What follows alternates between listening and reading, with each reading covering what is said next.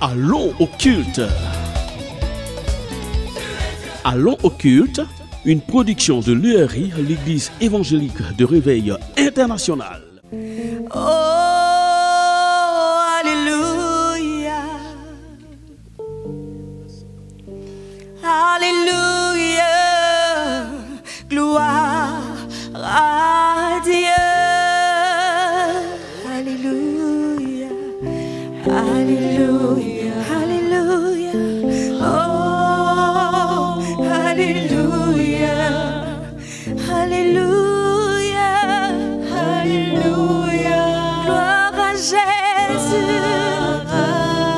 Jésus. Alléluia. Alléluia. Oh, alléluia. Alléluia. Alléluia. Alléluia. Gloire à Dieu. Alléluia. Alléluia. Alléluia. Oh, toute la gloire à notre Dieu. Alléluia. Alléluia. Gloire à Jésus. Gloire à Jésus. Alléluia. Alléluia. Alléluia.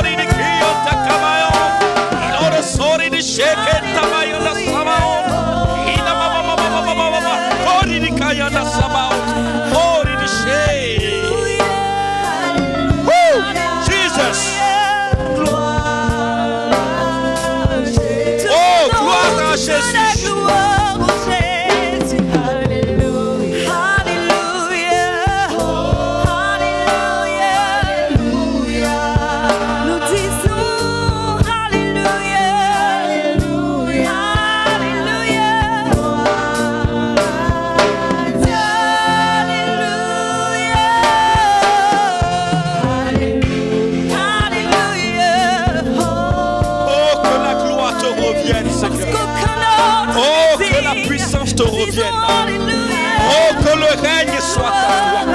Oh, que la grandeur soit à toi. Oh, que la magnificence soit à toi. Oh, que l'exaltation soit à toi. Oh, que la gloire soit à toi. Oh, que la puissance soit à toi. Oh, que l'élévation soit à toi. El Shaddai, El Olam, Jéhovah Jireh, Jéhovah Nissi, Jéhovah Rapha, Jéhovah Sikenu. Tu es puissant, Seigneur, en autorité. Tu es puissant en gloire. Tu es puissant en majesté. Tu es puissant en élévation. Tu es puissant en grandeur. Tu es puissant en autorité. Qui est comparable à toi? Qui est égal à toi? Qui est grand comme toi? Qui est puissant comme toi tu l'es? Nous proclamons ta puissance. Au-dessus de tout, tu es tout puissant. Gloire à Dieu. Tu es puissant. Tu es puissant. Proclamons ta toute puissance. Oh, tu es puissant. Toi qui ne peux être ébranlé. Tu es puissant. Tu es tout puissant. Gloire à Jésus. Tu es puissant. Tu es puissant. Oh, tu es puissant. Tu es puissant. Tu es puissant. Gloire à Dieu. Jean, le chapitre 2, du verset 1 au verset 5, que je lis avec vous. 3 jours après, il eut des noces à Cana, en Galilée. La mère de Jésus était là. Et Jésus fut aussi invité aux noces avec ses disciples. Le vin ayant manqué, la mère de Jésus lui dit, ils n'ont plus de vin. Jésus lui répondit, femme, qu'y a-t-il entre moi et toi? Mon heure n'est pas encore venue. Sa mère dit au serviteur, faites ce qu'il vous dira. Parole du Seigneur. Amen. Sa mère dit au serviteur, faites ce qu'il vous dira. Bien-aimé, notre Seigneur a aussi droit à des invitations. Et comme ce texte le révèle, Jésus-Christ et ses disciples ont été invités à un mariage. Et si nous pensons que Jésus-Christ a été invité à ce mariage, cela veut dire qu'il connaissait personnellement cet homme qui se mariait. Les deux étaient certainement proches et que cet homme était aussi proche de la famille du Seigneur. Car non seulement la mère de notre Seigneur était là, elle était aussi au parfum du déroulement du mariage. Parce que c'est elle qui est allée voir son fils pour lui dire, ils n'ont plus de vin. Cela suppose, cela signifie que les liens que tissait la famille de notre Seigneur Jésus avec ce marié étaient des liens assez forts. Assurément que, nous le disions, la relation entre le Seigneur et ce marié était vraiment proche. Cet événement, ce grand événement, relevé par la présence de notre Seigneur Jésus, ce grand événement qui se déroulait tranquillement va connaître une situation assez difficile. Parce que ce qui contribuait à la joie des convives, ce qui faisait que les gens étaient heureux, non seulement ils étaient heureux parce qu'ils sont venus soutenir ces mariés, mais ils étaient heureux parce qu'il y avait aussi du vin. C'est la Bible qui nous dit, pour qu'il ait I, pour qu'il ait A, le vin, il est doux, mais il a des caractéristiques. Donc, le vin contribuait à donner de la joie à ces convives qui étaient là.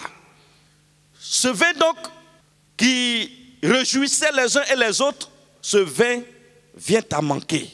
Et la mère de notre Seigneur est informée. Quelle situation difficile. Qu'est-ce que les hommes qui étaient venus à ce mariage pouvaient dire de ce marié? Comment est-ce qu'il s'est arrangé pour que le vin finisse? Comment est-ce que les hommes vont interpréter une cérémonie à laquelle notre Seigneur Jésus a été invité, lui, ses disciples, sa mère, et certainement d'autres membres de la famille qui ne sont pas mentionnés?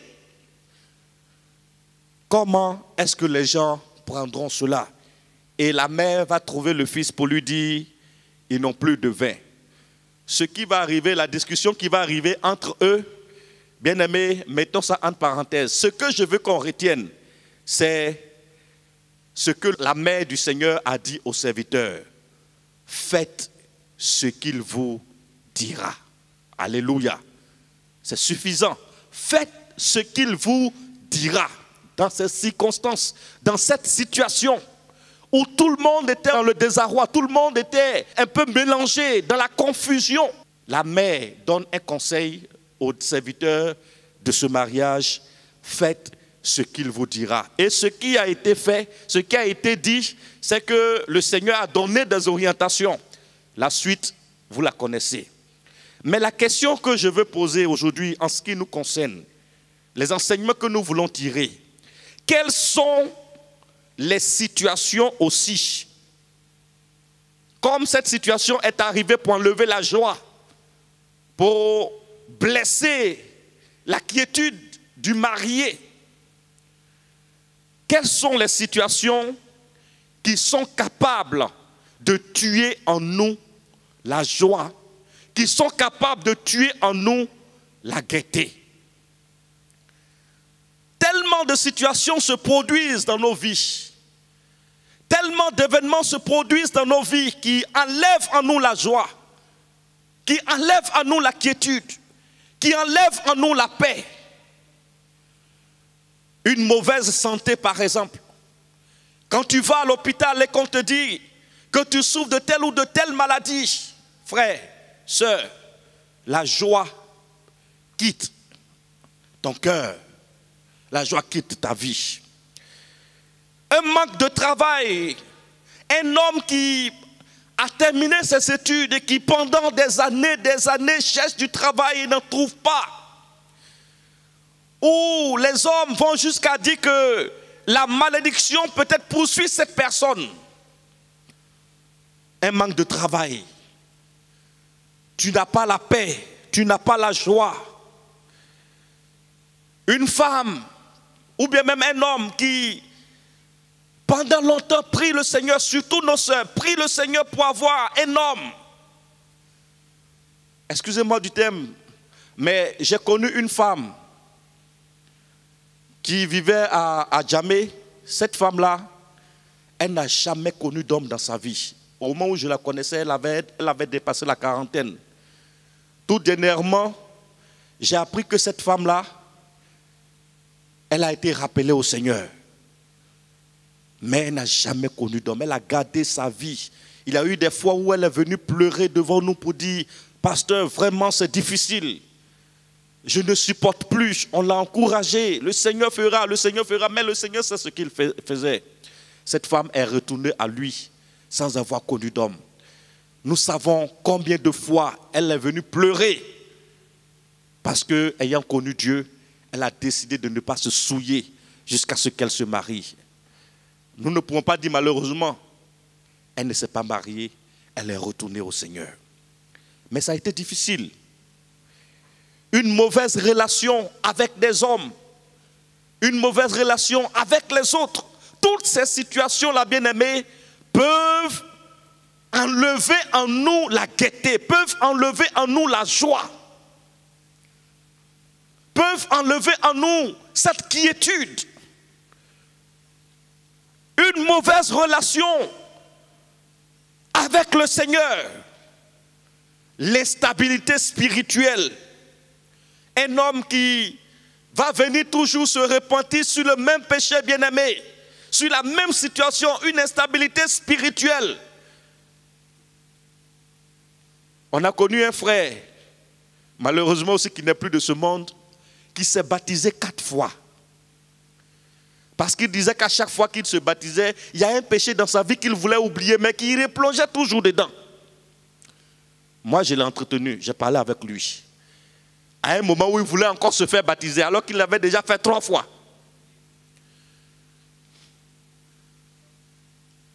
Mais ce frère n'avait pas la paix. On le voyait comme ça, il parlait, mais il n'était pas heureux. Toutes ces situations, bien-aimés, l'instabilité spirituelle et matérielle, toutes ces choses provoquent en nous un manque de paix, de joie, enlèvent en nous la quiétude, la gaieté. Et c'est ce trouble-là que cet homme, qui le jour de son mariage, devait être heureux, c'est ce qui devait lui arriver. Mais heureusement pour lui, le Seigneur était là. Alléluia. Et là où le Seigneur est, même s'il n'y a pas la joie, le Seigneur peut créer la joie. Même s'il n'y a pas la paix, le Seigneur peut créer la paix. Et c'est pourquoi, quand sa mère est venue lui parler, il a donné des orientations. Et le Seigneur aussi est capable de donner aussi des orientations pour ta vie, pour ma vie. La mère du Seigneur dit simplement, faites tout ce que Jésus vous dira. Certaines personnes trouveront que c'est compliqué. Allez-y puiser de l'eau, remplissez les jarres et prenez cette eau-là, servez aux invités. Certaines personnes vont trouver que c'est trop difficile. On a vu le cas de Naaman. Va te plonger 7 fois dans le fleuve. Il a trouvé que le prophète n'a pas pris soin de faire des choses que lui aurait voulu. Les chrétiens veulent des miracles. Ils veulent des signes, mais ce sont eux qui communiquent ces signes à Dieu. Dieu, tu dois me faire ceci, mais voilà comment tu vas le faire. Ce n'est pas comme ça que le Seigneur travaille. Le Seigneur travaille selon son esprit et selon son orientation. Alléluia. Que nous demande Jésus quand nous sommes confrontés à un manque? Premièrement, il nous demande de ne pas nous inquiéter et de ne pas être troublés. Quand les situations arrivent, le Seigneur nous demande de ne pas nous inquiéter et de ne pas être troublés. Jean, le chapitre 14, le verset 1, il dit que votre cœur ne se trouble point. Les événements viendront, les situations viendront, mais le Seigneur nous demande la tranquillité, de ne pas être troublé. Matthieu chapitre 6, le verset 25, le Seigneur nous exhorte, il dit ceci: c'est pourquoi je vous le dis, ne vous inquiétez pas pour votre vie, de ce que vous mangerez, ni pour votre corps, de quoi vous serez vêtus. Les inquiétudes ne peuvent rien ajouter à notre vie. Au contraire, ça va nous faire vieillir. La seule chose qu'une inquiétude peut apporter, c'est le vieillissement. Ou bien même provoquer d'autres maladies dans ton corps. Pour ceux qui souffrent d'ulcère, ils savent combien de fois, quand tu es inquiet, quand tu es anxieux, la maladie prend de l'ampleur. C'est la seule chose que l'inquiétude peut apporter. Le trouble. Ensuite, le Seigneur nous demande d'avoir foi en lui et de lui faire confiance. Marc chapitre 11, verset 22. Jésus prit la parole et leur dit: ayez foi en Dieu. Je vous le dis en vérité, si quelqu'un dit à cette montagne, ôte-toi de là et jette-toi dans la mer, s'il ne doute point en son cœur, mais croit que ce qu'il dit arrive, il le verra s'accomplir. Alléluia. Nous ne devons pas douter. Nous devons avoir foi en lui et lui faire confiance. Et enfin, le Seigneur nous exhorte à lui demander tout dans la prière, sans se relâcher. Il nous demande la prière. Dans le livre de Luc, chapitre 18, moi j'aime beaucoup ce verset, surtout le verset 1. Jésus leur adressa une parabole pour montrer qu'il faut toujours prier et ne point se relâcher. Il leur montre une parabole pour montrer qu'il faut toujours prier et ne point se relâcher. Quand nous voulons demander quelque chose à Dieu, le Seigneur ne nous a pas dit de demander cette chose en 1 semaine, en 2 semaines, à 3 semaines, mais il nous demande de ne point nous relâcher. Nous les chrétiens, on fixe un temps à Dieu. Si tu n'as pas accompli à cette période-là, alors tu vas montrer que tu ne le feras pas. Et pourtant on aime réciter ces paroles, quand la prophétie tarde, attends-la. Mais l'attente n'est pas dans nos caractères. Et pourtant la patience fait partie du fruit de l'esprit. Le Seigneur nous demande d'être patient. Alléluia. Marc chapitre 11, le verset 24, c'est notre dernier texte que nous lisons et nous allons terminer. C'est pourquoi je vous dis, tout ce que vous demanderez en priant, croyez que vous l'avez reçu et vous le verrez s'accomplir. Frères et sœurs, c'est le Seigneur qui nous demande ça. Donc, faites tout ce que Jésus vous dira. Jésus nous demande d'abord de ne pas être troublé, de ne pas être inquiété. Ensuite, il nous demande d'avoir foi en lui et de lui faire confiance. Ensuite, il nous demande de continuer dans la prière sans se relâcher. Si nous avons une relation profonde avec Jésus, nous pourrons avoir des manques, certes, dans nos vies, comme ce jeune marié pendant ses noces, mais Jésus est aussi là pour toujours nous dire ce que nous devons faire. La seule chose que nous devons faire, c'est de l'écouter et de faire ce qu'il nous dit. Que Dieu nous bénisse et que Dieu nous aide à lui faire confiance en tout temps, au nom de Jésus. Amen. Prions pour cette parole que nous avons reçue. Faites ce qu'il vous dira. quand vous êtes dans le manque. Alléluia, gloire à Dieu. Alléluia, Alléluia, Alléluia. Oh, Alléluia, Alléluia, Alléluia. Gloire à Jésus, Jésus. Alléluia, Alléluia. Oh, Alléluia, Alléluia, Alléluia, Alléluia. Gloire à Dieu. Alléluia, Alléluia, Alléluia. Oh, toute la gloire à notre Dieu. Alléluia, Alléluia. À Jésus. Gloire à Jésus. Alléluia, Alléluia, Alléluia. Rabayona sekeri dikila na maoto ori sabao. Ola maini sheri dikiyota kamayono so. Ina mama mayana shelo diket. Rabayona sori dikiyota kamayo. Ilora sori di sheket tamayona sabao. Ina mama ori dikayana sabao. Ori di she. Woo! Jesus. Oh, gloire à Jésus. Alléluia, Alléluia, Alléluia. Nous disons Alléluia, Alléluia,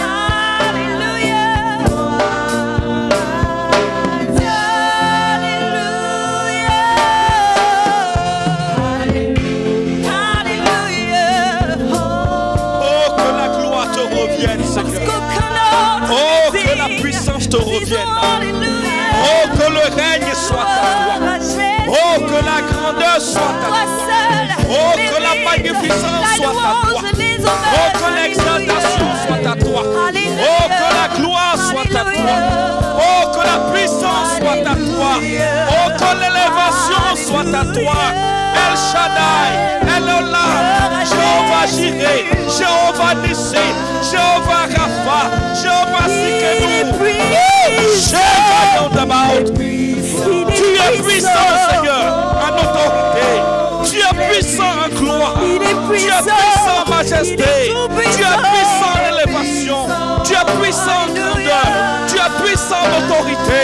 Qui est comparable à toi? Qui est égal à toi? Qui est grand comme toi? Qui est puissant comme toi tu l'es?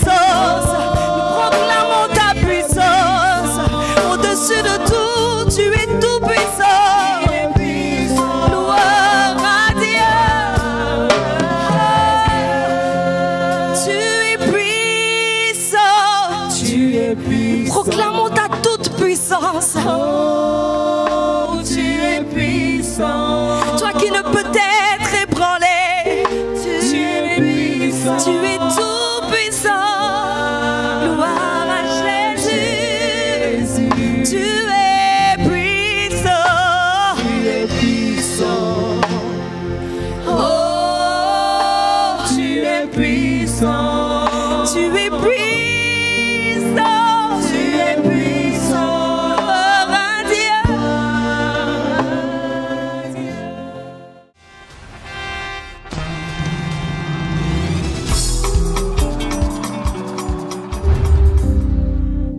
Est-ce que tu peux dire avec moi, qui est Dieu? Allons au culte. Allons au culte, une production de l'URI, l'Église évangélique de Réveil International.